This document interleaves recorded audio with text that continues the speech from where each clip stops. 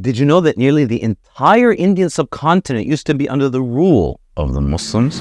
You see, in 636, the Muslims defeated the great Persian army at the Battle of al-Qasim, eventually leading to the downfall of the empire and bringing the Muslim caliphate to the banks of the Indus River. And little did they know that on the other side was a vast expanse of warring tribes and kingdoms and empires, each competing for this great land of ancient civilizations and fertile soil, many trying and failing, and none having succeeded in conquering and uniting the entire subcontinent in its thousands of years of history, a task which only the Muslims would ever accomplish in only just a few hundred years. It was now the early 700s, and Muslim merchants began building trade networks throughout the Indian Ocean. Seeing an opportunity, sailors from the Med tribe began pillaging Muslim ships from their port cities in the east. Soon, the neighboring kingdom of Sindh had become a base of operations for pirates and highway robbers, and a refuge for Arab warriors who had rebelled against the Umayyad dynasty when they took control of the caliphate. In response, the Umayyads sent a message to the Maharaja of Sindh, offering him a deal. If he would help the Muslims quell the piracy and return the Arab rebels to the caliphate, the Umayyads would offer his kingdom protection and a guarantee that Sindh would remain autonomous. The Maharaja refused this offer, and so the Umayyads prepared for war. Under the command of the 16-year-old general Muhammad ibn al-Qasim, the Muslim army marched east, meeting the local tribes along the way and gaining their support. It was now 711, the same year that Tariq ibn Ziyad crossed the Mediterranean Sea and began the conquest of Al-Andalus. Muhammad ibn al-Qasim and his army, now supported by local Buddhist and Hindu tribes, crossed the Indus River and began marching on Sindh. Soon the Umayyads came face to face with the Maharaja, whose army was significantly larger than their own. Knowing they could not win an open battle, Muhammad ibn al-Qasim placed his army on higher ground and waited for the Maharaja to attack first. As the Maharaja approached, the Umayyads let out a volley of arrows and fire. A huge fireball was shot at the Maharaja himself, landing a direct hit on his elephant, causing it to panic and drag him off the battlefield. With the Maharaja now gone, his army was demoralized and soon fell apart, and the Muslims were able to charge in, using the chaos to their advantage. Finally, when the Maharaja broke free of the deranged elephant, he grabbed a horse and charged it into battle, hoping to gather his army around him. But fear had already gripped the hearts of his men, and the battle had already been lost. Charging in only brought him death. Under Muhammad ibn al-Qasim, the Umayyads had won the battle, and the entire province of Sindh was annexed and brought under the Muslim caliphate. There it remained under the Umayyads and later the Abbasids for 150 years, until internal conflict rocked the caliphate, and soon Sindh and the other provinces in the east began to separate themselves from central authority, and a number of new dynasties began. From the late 800s to the late 900s, the lands between Persia and Sindh changed hands as the Muslim dynasties would rise and fall. And while the Muslims hadn't made any further military ventures into India, struggles continued with the Brahmin Shahis, a neighboring kingdom which fought for control over Peshawar and Kabul. But all that soon changed when in 998, a Turkic soldier by the name of Mahmud of Ghazni took the throne of the Ghaznavid Empire. His first campaign was in 1005 against the Qarmatians of Multan, an Ismaili sect which was most infamous for having sacked Mecca and temporarily stealing the black stone from the Kaaba. After that, in the year 1009, he managed to defeat the Brahmin Shahis at the Battle of Chach, taking control of the region of Punjab and bringing it permanently under Muslim control. Mahmud continued heading expeditions into the Indian subcontinent, leading his army against the Indian kings of Kashmir and Rajasthan and Gujarat and the Doab. In each case, he allowed the Hindu kings to maintain their autonomy after being defeated. Only Punjab was fully incorporated into his empire.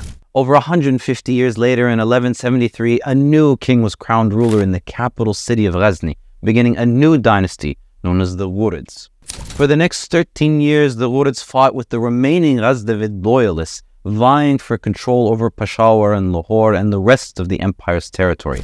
But by 1186, the Ghaznavids had been defeated, and now the Ghurids were in power. And it wouldn't be long before a new threat would rise again from the east. At the time, a man named Prithviraj Chauhan ruled the land of Rajasthan as part of the Chahamanas dynasty. And during the 1180s, he began a war of conquest, attacking the Chandelas and the Gahadavala kingdom to the east, and creating an alliance with the Chalukya dynasty in Gujarat to the west. It was clear that Prithviraj was gaining power and becoming a threat to the Ghurid Empire, and eventually the two forces would meet in battle. In 1191, at the First Battle of Tarain, Muhammad Ghurid launched an attack, firing arrows at the enemy army. However, Prithviraj managed to outflank Muhammad Ghurid on both sides, surrounding him and crushing his army, forcing him to retreat. Muhammad Ghurid then managed to get his revenge when he assembled an army of 120,000 men and returned to the same battlefield the following year. At the Second Battle of Tarain, Muhammad Ghurid divided his army into 5 units, with 4 flanking Prithviraj's army from each side and 1 remaining in the center. When the battle began, the center unit feigned a retreat, making Prithviraj believe that he had won the fight, and so he charged after the Muslims. Exhausted from this attack, the 4 flanking units quickly surrounded Prithviraj, and the center unit stopped their retreat and turned around. Prithviraj's army was now completely surrounded and exhausted, and the Muslims put an end to their empire. After this monumental victory, the lands along the northern Indian plains as far east as Bangladesh soon fell under the control of the Ghurid Empire, laying the foundation for Islamic rule in northern India. Muhammad Ghurid eventually returned back to Central Asia, leaving the newly conquered Indian states under the command of his general Qutb-ud-Din Aybak, and making Delhi their capital. Soon after, in 1206, Muhammad Ghurid was assassinated, and Qutb-ud-Din Aybak was left to rule Delhi independently, beginning the Mamluk dynasty of the Sultanate of Delhi. For the first time ever, there was now a Muslim sultanate in the heart of India, and soon the Delhi Sultanate would become the most important kingdom in the entire subcontinent. The first decades of the Sultanate were spent consolidating power in the lands recently conquered. Very little efforts were made to expand the empire, as the entire focus of the Sultanate was on organizing internally and on defending India from the now emerging Mongols. Throughout the 1200s, the Mongol hordes destroyed the Muslim kingdoms in Central Asia, eventually reaching as far as the Abbasid Caliphate and ending it with the destruction of Baghdad.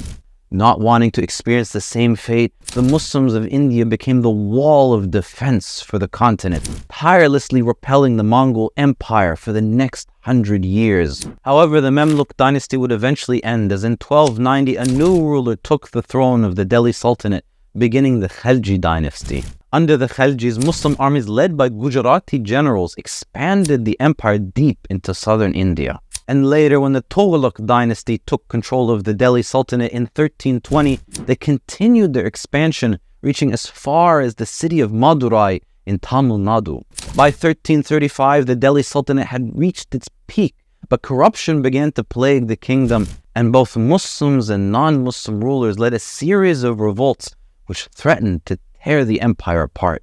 In 1384, a major conflict broke out between the old and ailing Tughlaq Sultan and a young vizier, which eventually led to a mini-civil war in and around Delhi. Another civil war broke out in Delhi only a few years later between different ruling factions. By now, the empire had become a shadow of its former self, and most of the territories the sultanates once governed were now independent states, ruling without any care for the Sultan in Delhi. And to make matters worse, a new power was emerging in Central Asia, led by Timur, a descendant of the Mongols. And although his empire was Muslim, he took advantage of the situation in India, invading the last remnants of the Delhi Sultanate and sacking the capital in 1398.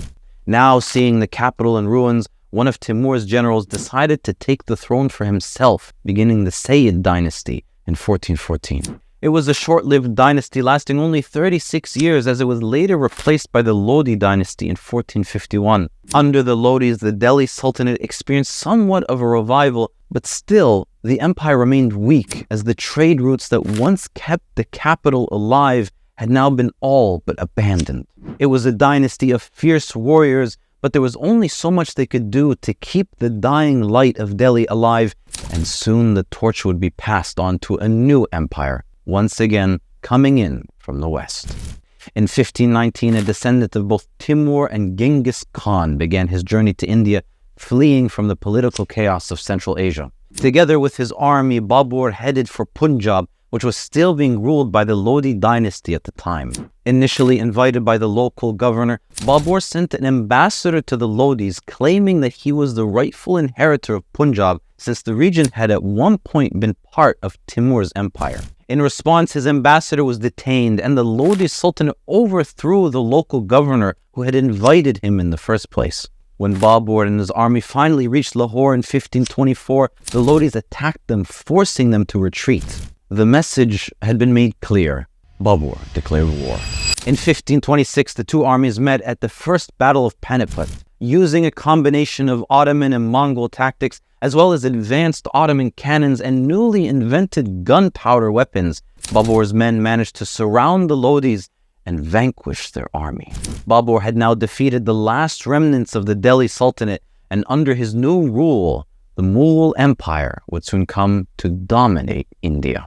From 1526 all the way to 1707, the Mughals expanded their new empire from the Himalayan mountains and the Gangetic plains in the north to the Deccan plateau in the south, expanding from Bengal to Gujarat to Kabul to Peshawar to Bijapur to Bihar to Agra to Lahore to Delhi to Golconda to Kashmir to Multan to Ajmer and all the provinces and regions in between. It was a massive empire that rivaled the greatest superpowers at the time and was said to have held a quarter of the world's wealth, reaching its peak in 1707 at the death of the sixth Mughal Sultan Aurangzeb Alamgir, the final and perhaps greatest ruler of the Mughal Empire. But as we all know, all things great or small come to an end, and eventually this empire too would see its last days.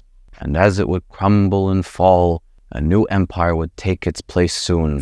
But this time the Muslim rulers didn't come back. At least, not from then on until the present time. After all, who knows what the future holds? Like it, follow for more Muslim Facts. I wish you to recollect that the greatest conquerors are not always the greatest kings. The nations of the earth have often been subjugated by mere uncivilized barbarians, and the most extensive conquests have in a few short years crumbled to pieces. He is the truly great king who makes it the chief business of his life to govern his subjects with equity. Here, Aurangzeb says that being a fair, ethical ruler ranked above controlling territory, a rather surprising hierarchy to find embraced by the head of an expansionist dynasty.